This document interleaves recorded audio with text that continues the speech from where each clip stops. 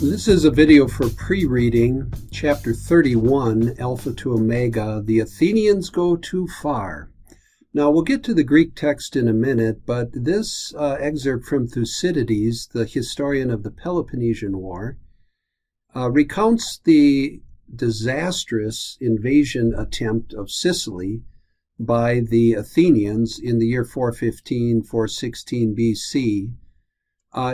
In some ways, it was a brilliant plan by the young general Alcibiades, but it turned out so poorly it was an unmitigated disaster.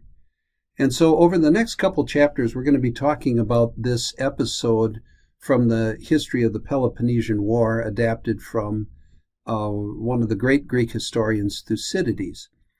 But I'm going to start here with this PowerPoint just to give you some background, because there are some terms, some military terms in the reading from chapter 34. Maybe you get a little better image if I show you some pictures.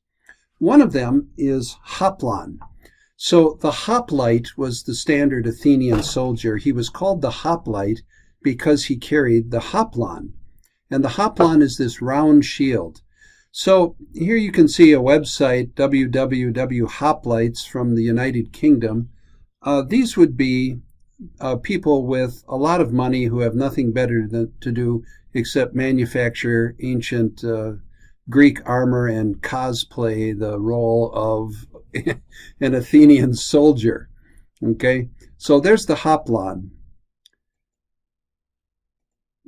This is a picture of the standard Athenian or Spartan military gear. You have your greaves, which are your shin guards, and then your breastplate, which is called the cuirass, and then your helmet, of course, as well. These are based on archaeological findings, and so they're historically accurate. And they must have been impressive, right? Also mentioned in chapter 34 is the standard Athenian boat, the trireme. Now, there's going to be 200 of these. Okay, so this is a massive invasion force.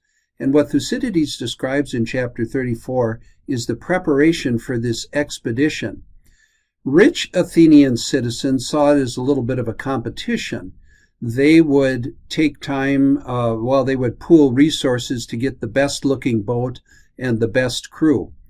But basically, what you have here with the hoplite, or with the trireme, so-called because it has 3 banks of oars, and the rowers would all be here, and then the generals and the horses and other military equipment would be on this flat deck. This paddle right here, that's the tiller, or the, what's the word I'm looking for? It escapes me right now. There were one on either side, the rudder, I'm sorry. These are the things that steer the boat. Now, under the water up front here on the beak, you can't see it, but there sticks out a bronze-pointed ramming prow. And so they basically would get ramming speed and plow into each other. That's kind of the way trireme warfare went. Now, we also know that they didn't have a terribly large draft. They only sat about 6 to 8 feet in the water when fully loaded. Now, a couple technical terms. Here we have a bireme on the left, but the trireme is what we're talking about. And as Thucydides describes in our reading, the pay scale for the rowers was kind of based on their responsibility. In particular, he mentions the thranos, or the thranite. So these worked in teams of 3, so you have A, B, C, the rowers, and the thranite, because he was the lead of the team, he was paid a little bit more. So here we have the thranite here in A, B, C. So these are some of the terms that come up in our reading, okay? So now let's take a look at the Greek text itself. Okay, so here we have the Greek text, The Athenians Go Too Far, Part 1, adapted from Thucydides' Peloponnesian War. The text is pretty straightforward. Now, in the next reading, I'm going to give you a little bit more background about this Sicilian expedition of 415 and the disaster that followed. But for now, I introduced you to some terms, some military terms, hoplite and trireme, and also thranite. Okay, so here we notice right here where he says, whoops, I'm sorry. I didn't want to do that. We need a pen. Okay, so in the following passage, Thucydides describes the size and splendor of the expedition as it prepared to depart from the Athenian harbor, the Piraeus. The Piraeus was a natural harbor just about 4 miles south of the Acropolis in Athens. Okay, so again, we're just going to chunk, and here you have some, very natural chunks right here. This, of course, is new from chapter 32, the superlative ending, which goes back to this. Now we have a te chi. So sometimes te and chi are together. They're not always separated like te, chi. But notice the endings. You got to pay attention to the endings too. Okay. Now we have a large genitive chunk right here, and notice how the genitives act as bookends. Now, ice here is kind of interesting. So I would translate that up to that time, Okay.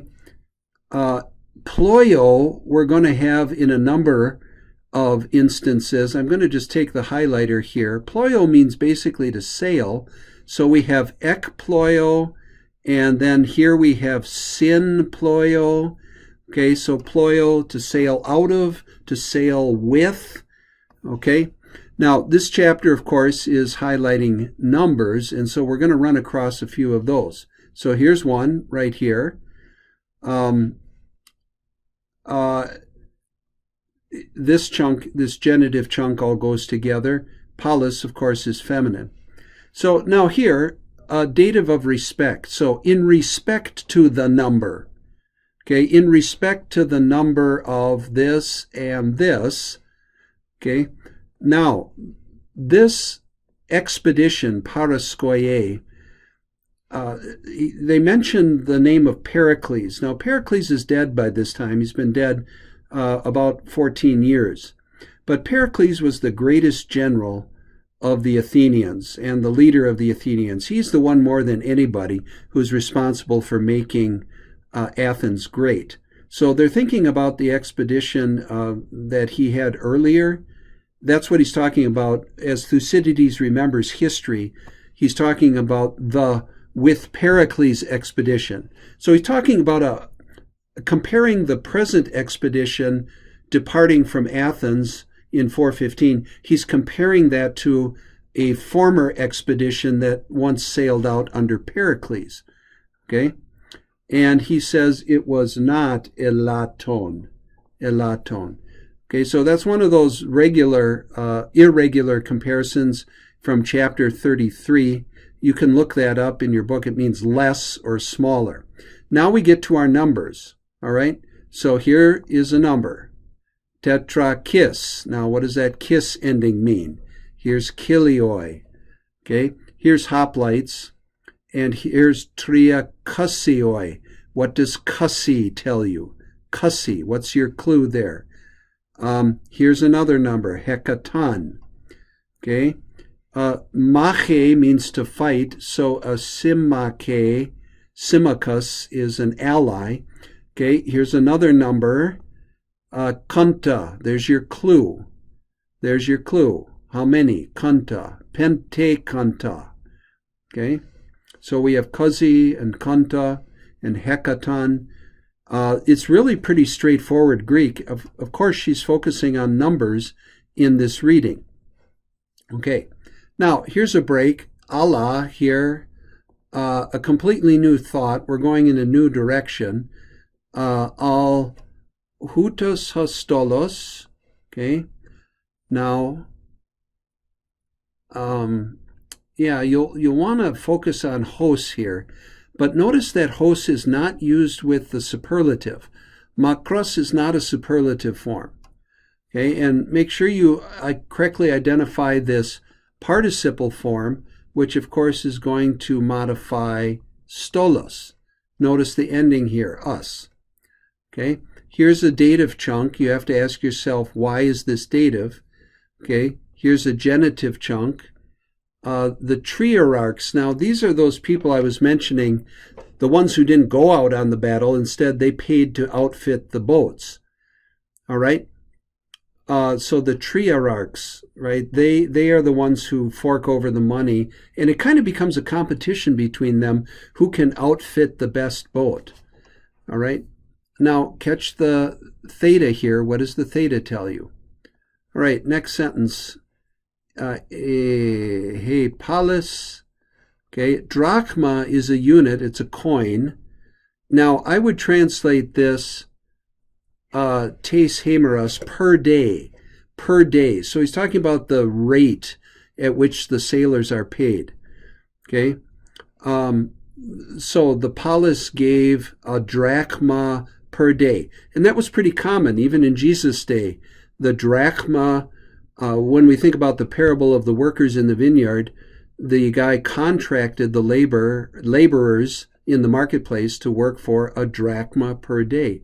So the drachma kind of becomes standardized as a day's wage. All right. Now, if they raise the minimum wage in our country to $15 an hour times 40, towards 8 hours a day. Okay, so in our day, you're talking over $100 that a drachma would be worth. A day's wage, right? Labor for 8 hours, if we want to think of it in American terms. Okay, now catch the dative chunk here. Okay, panti naute, feminine noun of masculine noun of the first declension, naute, just like in Latin. Now here's the verb form. We had the noun in the first line, paraskoie, but here we have paraskoiase. And what kind of triremes are they supplying? Kenas triares on the one hand. Here's another number, hexakanta. Okay, and then this is a technical term below. Okay, the hoplitagagus, and here we have another number, kanta again, tetracanta, and then another dative chunk and an accusative chunk right here. And these vocs are unique, and they're below. Here we have another te kai, okay, in this next sentence, te kai, both and here's the thranites. Notice it's a dative chunk, okay. Now, remember what spoido plus an infinitive means, okay, and just remember what this is. This is that reflexive possessive adjective. So, the of themselves triremes, or you can just translate it their own triremes. Okay? And since I have a teras here, teras, terra, teran, what am I expecting? I'm expecting a comparison. There it is. There it is. Okay? Now, here we have another chunk. Notice that we have a prepositional phrase wedged in between the article and the noun. All right? Here's agenita again, ginomai, that important verb we talked about in chapter 32, gignomai. Now, became this last phrase, it became a display for all of, or the other Greeks.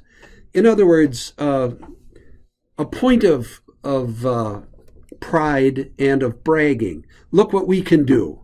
Look what we can do, the Athenians. Okay, so that gives you some guidance for our reading, chapter 34.